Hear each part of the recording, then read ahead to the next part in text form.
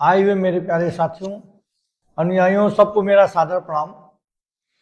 आज ज्ञान की चर्चा में मैं नित्य प्रतिदिन की तरह एक अलग विषय लेकर आया हूं और उम्मीद करता हूं कि जब से हमने ज्ञान की चर्चा शुरू की है, काफ़ी सारे वीडियो हमने अपने शांति धर्म चैनल में अपलोड किए हैं और उन चैनलों को हमारे श्रोतागण जरूर सुनते होंगे और सुनकर कभी न कभी उन्हें एक अलग एहसास होता होगा, जो उन्हें मन में अच्छा लगता होगा, उन्हें लगता होगा कि ये वीडियो जो है ज्ञानवर्धक है। और वो ज्ञानवर्धक वीडियो नहीं जो किसी को नौकरी दिला सकें या धन कमाने में सहायता दे। ये वो वीडियो है जो व्यक्ति को शांति प्रदान करेंगे, मन को शांति प्रदान करेंगे और एक नए सुखद जीवन का एहसास कराएंगे।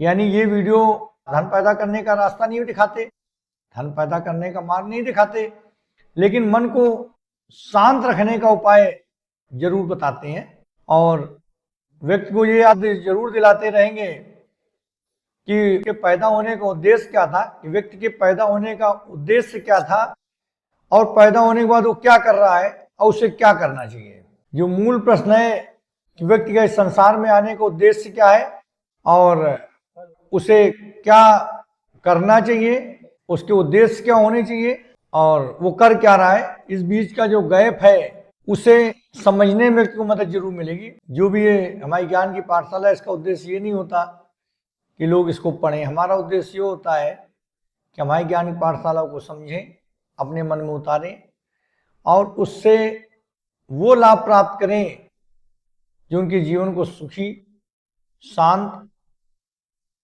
और अपने मुख्य उद्देश्य को पाने में मदद कर सके। इसी क्रम में आज हमारा विषय है पिता का असली कर्तव्य क्या है। हम सब लोग जानते हैं कि माता पिता बच्चों को पैदा करने से लेकर पढ़ाने लिखाने से और आगे बढ़ने में पूरा योगदान माता पिता की होता है। जैसे संस्कार बच्चों को मिलते हैं वैसे वो आगे बनते हैं और जैसे उनको रास्ता दिखाई जाती है उसी रास्ते पर आगे बढ़ते हैं। पूरी जिम्मेदारी के साथ और पूरे प्यार के साथ अपने बच्चों को माता पिता पालते हैं। तो आज पिता का असली कर्तव्य क्या है, इसमें पिता एक ब्रह्मा भी है, पिता एक ब्रह्मा भी होता है, विष्णु भी होता है। यानी पुत्र को जन्म देना और पालना दोनों पिता की जिम्मेदारी होती है। परिवार इस मानव समाज की सबसे सूक्ष्म लेकिन बहुत ही महत्वपूर्ण इकाई है। परिवार के बिना इस समाज का ही अस्तित्व नहीं है। अगर परिवार न हो तो समाज का क्या अस्तित्व है? हर व्यक्ति बिखरा है। तो परिवार इस मानव समाज की, सभ्य समाज की सबसे सूक्ष्म इकाई लेकिन बहुत महत्वपूर्ण इकाई है। ईश्वर ने जब सृष्टि की संरचना करी तो उन्हें कुछ नियम दिए हैं और उन नियमों का पालन सबको करना चाहिए। भाई, पिता का मूल उद्देश्य है पुत्र को जन्म देना। पिता या माता मूल उद्देश्य ही होता है पुत्र को जन्म देना और इसके बाद उनका भरण पोषण करना। इसीलिए पिता ब्रह्मा भी है, पिता ब्रह्मा भी होता है और पिता विष्णु भी होता है। संघर्ष का संबंध आयु से नहीं होता बल्कि व्यक्ति की इच्छा शक्ति से होता है। कोई इस जमाने में कितना संघर्ष करेगा ये आयु पर डिपेंड नहीं करता। हो सकता है कि 20 साल के व्यक्ति वो संघर्ष ना करे जो 60 साल के व्यक्ति कर जाए। संघर्ष का मतलब आयु से नहीं है, उसकी इच्छा शक्ति से होता है। इसलिए हम लोगों को अपने जीवन में कभी भी आयु को ध्यान नहीं देना चाहिए। अगर हमारे अंदर कुछ पाने की इच्छा है, कुछ करने की इच्छा है तो हम उसको पा सकते हैं। उसमें यह सोचना कि हम इसके एलिजिबल नहीं है, हमारे पास आयु की समस्या है, धन की समस्या है, ज्ञान की समस्या है, तो ये सब कोई मतलब नहीं रखता। जब कालिदास जी संस्कृत के विद्वान हो सकते हैं, तुलसीदास जी इतना बड़ा ग्रंथ लिख सकते हैं, सूरदास जी इतने बड़े रचयिता हो सकते हैं, तो फिर इससे बड़े उदाहरण कुछ नहीं हो सकते। यानी व्यक्ति को अगर कुछ करने की इच्छा है तो उसे ये नहीं सोचना चाहिए हम ये नहीं कर पाएंगे। अगर वो करना चाहता है, उसके अंदर इच्छा शक्ति है, तो फिर जब उसकी इच्छा शक्ति मजबूत होती है तो प्रकृति भी उसका साथ देने लगती है और परिस्थितियां भी वैसे ही मोड़ लेने लगती हैं। जहां उसकी दृढ़ इच्छा शक्ति होती है उस मंजिल तक वो जरूर पहुंच जाता है। कोई भी व्यक्ति अगर ये कहता है कि हम अपने मुकाम तक नहीं पहुंचे तो इसका मतलब सीधा सीधा उसके अंदर इच्छा शक्ति की कमी थी। इच्छा शक्ति मजबूत हो, हार कभी नहीं होती। सबसे महत्वपूर्ण बात है कि व्यक्ति को मजबूत इच्छा शक्ति रखनी चाहिए और कोई बहाना नहीं बनाना चाहिए इसलिए ये काम नहीं कर पाए। करना चाहता है जरूर कर लेता है। छोटा सा बच्चा भी रिकॉर्ड कायम कर लेता है, अब बूढ़े कुछ नहीं कर पाते, पूरी जिंदगी गुजार देते हैं। तो ये तो अपनी अपनी इच्छा शक्ति है। ईश्वर का कहना है कि कोई भी भक्त जैसे ध्रुव थे, भगवान को बहुत चाहते थे। ईश्वर कहना है हम समानता के नियम से बने हैं। हम किसी एक भक्त जो हमको बहुत ज्यादा चाहता है उसके लिए हम सारे भक्तों को नहीं छोड़ सकते। हमारे ऊपर सारे भक्तों का समान अधिकार है, इसलिए हम एक व्यक्ति को ही अपना दर्शन दें, बाकी को आम भक्तों को न दें। एक बहुत ज्यादा पूजा कोई करता है और बाकी लोग थोड़ी कम पूजा करते हैं, अपना आम जीवन व्यतीत कर रहे हैं। तो ऐसा नहीं कि जो ज्यादा पूजा करता है भगवान को उसी को दर्शन दें। भगवान का कहना है कि भाई हमारे लिए सारे भक्त बराबर हैं। जो ज्यादा दर्शन करता है वो भी और जो कम दर्शन करता है वो भी। तो हमारे ऊपर समानता का नियम लागू होता है। ईश्वर भी ईश्वरत्व के नियम से बने, देवता देवत्व के नियम से बने, यानी ईश्वर भी अपने नियमों से बने और देवता भी अपने नियमों से बने और ईश्वर भी समानता के नियम से बने। इस समाज में अगर इस पृथ्वी पे वो जन्म लेंगे तो सारे मानव समाज के कल्याण के लिए लेंगे, किसी एक व्यक्ति के कल्याण के लिए नहीं। उनके लिए समाज का, इस धरती का हर व्यक्ति बराबर होगा। इसीलिए कहा है कि ईश्वर भी ईश्वरत्व के नियम से बने और समानता के नियम से बने। उनके लिए सारे भक्त एक समान है। सूर्य अपना प्रकाश जब बिखेरता है तो चाहे राजा का महल हो चाहे निर्धन की कुटिया, बराबर प्रकाश डालता है। सूर्य जब अपना प्रकाश डालता है तो फर्क नहीं देखता है कि धनी है कि निर्धन, राजा के महल और गरीब की कुटिया दोनों में समान प्रकाश डालता है। जैसे वर्षा का जो पानी है वो जब गिरता है तो कोई भेद नहीं रखता, मरुस्थल हो उसकी गर्मी हो, मरुस्थल की गर्मी हो या कोई और जगह, वो बराबर सब जगह गिरता है और सबकी प्यास बुझाता है। यानी हर जगह, जैसे सूर्य हर जगह प्रकाश देता है वैसे वर्षा का पानी हर जगह पहुंचता है। यानी अगर वो मधुबन में बरसता है तो मरुस्थल में भी बरसता है। जब मेघ से वर्षा की बूंद निकलती है तो उसे अपना भविष्य नहीं पता होता कि उसका भविष्य क्या होगा। मरुस्थल में जाएगी, तपती धूप में सूख जाएगी, अंगारे में गिरेगी, भाप बन के उड़ जाएगी, कांटे में गिरेगी, उसका शरीर छलनी हो जाएगा, और यदि सीप के मुंह में गिरी तो मोती बन जाएगी। ये तो उसे सीप के मुंह में गिरने के बाद पता चलता है कि उसकी यात्रा शुभ थी। भाई ऊपर से वर्षा की बूंद गिरे तो कहाँ जाएगी उसे भविष्य नहीं पता, लेकिन भविष्य तो उसे तब पता चलता है जब सीप के मुंह में गिर के मोती बन जाती है, तब उसे पता चलता है उसका भविष्य शुभ था।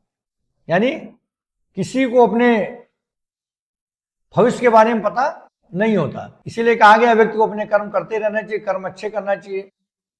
भविष्य तो ऊपर वाले के हाथ में है, यानी कर्म हम करते हैं, फल प्रभु देते हैं।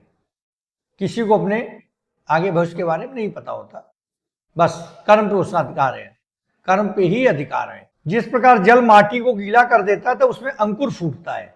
जल माटी को जब गीला करते है उसमें अंकुर फूटता है। इसी प्रकार जब भक्ति मन को उदार कर देती है, भक्ति की भावना जब मन को उदार कर देती है तो सुंदर विचार मन में आते हैं। जैसे जब जल मिट्टी गीला कर देता सुंदर तो एक अंकुर फूटता है प्यारा सा, उसी प्रकार जब भक्ति मन को उदार कर देती है तो सुंदर विचार आते हैं।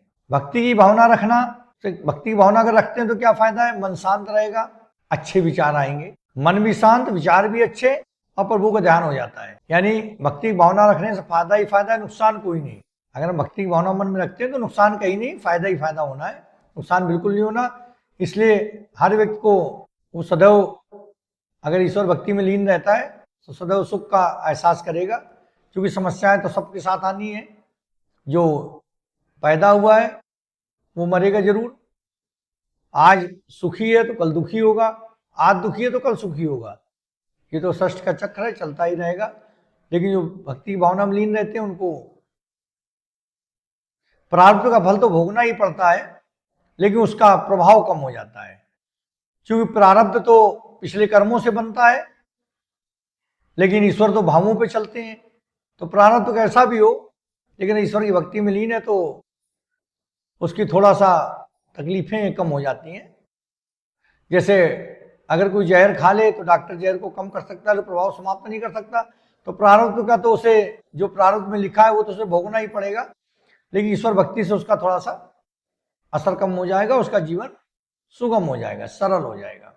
इसीलिए ईश्वर भक्ति जरूरी है। जिस प्रकार वर्षा का जब पानी गिरता है तो फूल के ऊपर जो मिट्टी जमी होती है उसको धुल देती है, स्वच्छ बना देती है। उसी प्रकार जब मन में भक्ति की भावना आ जाती है तो विचारों को सुंदरता मिल जाती है, विचार बड़े अच्छे हो जाते हैं, यानी अच्छे विचारों का जन्म होता है। यदि कभी ऐसा हो जाए कि दो परस्पर गुटों में लड़ाई हो जाए, मान लो दो वर्चस्व वाले गुट हैं, दो गुट हैं आपस में लड़ रहे हैं, दोनों जोरदार हैं, तो दोनों पक्षों में लड़ाई हो जाए, दोनों तरफ से कोई निर्बल असहाय लोग ही शिकार हों, मतलब किसी भी घटना के, मृत्यु के या चोट के, दोनों पक्षों से केवल असहाय और निर्बल लोग ही शिकार हो जाए तो किसी भी अच्छे व्यक्ति का हृदय द्रवित हो जाता है कि निर्बल और असहाय लोग ही मारे जा रहे हैं, और लड़ दो लोग रहे हैं लेकिन मजबूत लोगों को कुछ नहीं, और जो कमजोर असहाय लोग वो मारे जा रहे हैं। तो ऐसे में किसी भी व्यक्ति का हृदय, जो अच्छा व्यक्ति है उसका हृदय द्रवित हो जाता है। जिस प्रकार दीपक अंधकार को मिटाता है, लेकिन क्या होता है, अंधकार उसी के नीचे छिप जाता है जाके। जब दीपक संपूर्ण अंधकार को मिटाने लगता है तो अंधकार क्या होता है, दीपक के नीचे छिप जाता है। इसी प्रकार कभी कभी सत्य को असत्य के नीचे छुपना पड़ता है, और पुण्य को पाप के नीचे छुपना पड़ता है, क्योंकि वही जगह बचती जहां वो छुप सकता है। कितनी बड़ी बात है कि जब दीपक प्रकाश फैलाने लगता है, अंधकार मिटाने लगता है, तो अंधकार को प्रकाश दीपक के नीचे छुप के जगह मिल जाती है, वहां छुप जाता है, वहां अंधकार बना रहता है।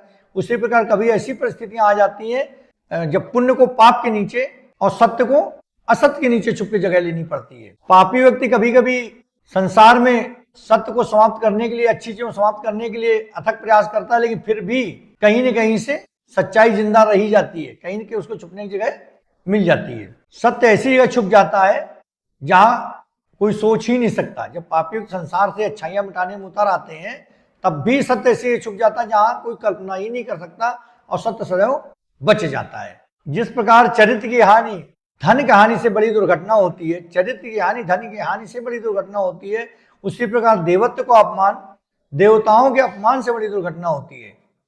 भाई हम सब लोग जानते हैं चरित्र की हानि धन की हानि से बड़ी दुर्घटना है, उसी प्रकार देवत्व का अपमान देवताओं के अपमान से बड़ी दुर्घटना होती है। दो पक्षों में संधि का टूटना एक श्रृंखला के टूटने के समान होता है। ऐसे दो पक्ष हैं जो अपने किसी संधि में हैं और लड़ाई रुकी हुई है, जैसे दो देशों में युद्ध रुक जाए, अगर ये संधि टूट जाए तो क्या होता है, दो पक्षों में संधि का टूटना श्रृंखला के टूटने की तरह होता है। और क्या होता है, उसमें जो मोती होते हैं वो बिखर जाते हैं, जैसे श्रृंखला में मोती पिरोए गए हैं और वो डोर टूट जाए तो क्या होता है, मोती बिखर जाते हैं, उनको फिर से पिरोना कितना कठिन होता है। तो दो पक्षों में अगर संधि टूट जाए और शत्रुता को जन्म दे दे तो शत्रुता के जन्म से क्या होता है, शत्रुता पीढ़ियों तक चलती रहती है, शत्रुता पीढ़ियों तक चलती रहती है। इसलिए कभी भी दो पक्षों में संधि का टूटना शुभ नहीं हो सकता, संधि बनी रहे ये ज्यादा अच्छी है।